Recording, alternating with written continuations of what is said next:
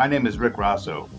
For my latest statecraft column for Bloomberg Quint, I take a look at the unease of doing business after India's anti-reforms.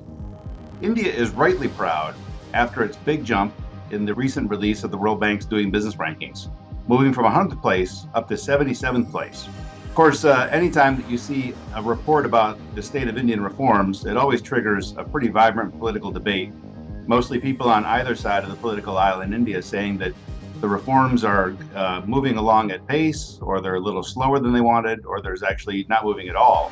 But the World Bank has a pretty solid set of quantifiable measures that it uses when it takes a look at a country's rankings on the World Bank, the Doing Business Index.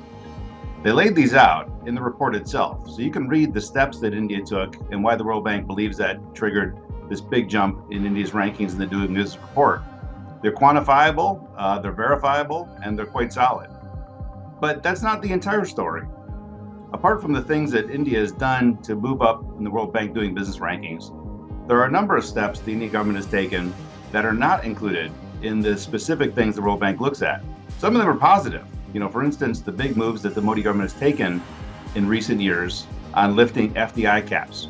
Similarly, things like the new oil and gas regulatory regime. But there are a set of anti-reforms that the Indian government has taken in recent years. So my latest piece in Bloomberg Quint, I take a look at some of these. There's 4 of these that specifically I focus on. The first is customs duties. One of the areas that India actually had a big jump in its Doing Business rankings is the ease of cross-border trade. Mostly they take a look at things like electronic records for trade at the ports and for moving goods back and forth. That's certainly useful and it facilitates trade. But when you have higher customs duties, of course, it has a very dramatic impact in the other direction. So moving to electronic records at ports is great.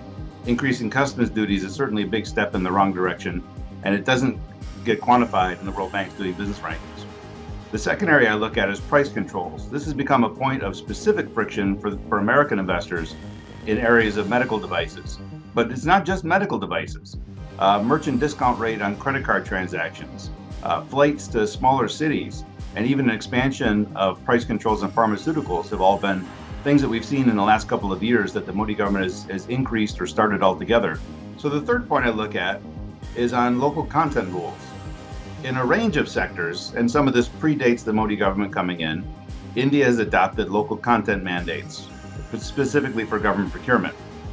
The United States challenged India on one of these areas, on the solar power commitment, where to qualify for tax incentives for developing solar power, you had to have a certain percent of local content. But other areas like IT, telecom, and more recently, under the Modi government, you've seen an expansion of this in areas like steel, but also with the National Capital Goods Policy that the cabinet approved. You see an expansion of local content rules. So foreign companies must produce locally in order to be able to qualify for government procurement. The last area that I look at is snap regulatory shifts. Now, every government must retain the ability and the right to change regulation if they see that the market isn't operating as efficiently as it should. But the question is the government initiating thoughtful regulation? Are they considering cost-benefit analysis to make sure that the cure isn't actually worse than the illness that they're trying to combat? Most recently, one area in particular, and again, this has been particularly a concern for foreign firms, is the data localization rules initiated by the Reserve Bank of India. And now, you can't just say that as foreign companies, anytime that you've got to localize and invest more, it's necessarily a bad thing. Actually, a recent report by the National Institute of Public Finance and Policy, a think tank that's affiliated with the Ministry of Finance, they point out the fact that the Reserve Bank of India regulation on data localization probably wasn't terribly well thought out, that there are other options that could have been considered, but obviously were not. Now, to really make a mark in investors, India must certainly aim to try to continue to increase its ranking in the Doing Business rankings. It's a laudable goal, terrific achievements by the Modi government to do so. But they can't just focus on the reforms that are specifically included under the Doing Business rankings. The Modi government must make sure that it's also keeping an eye on issues that aren't included in that balance sheet. Initiate reforms, even if they're not included in the Doing Business rankings, and watch out for anti-reforms that could hurt the investment environment, even if they're also not reflected in the rankings. So thanks a lot, and I hope you read the piece.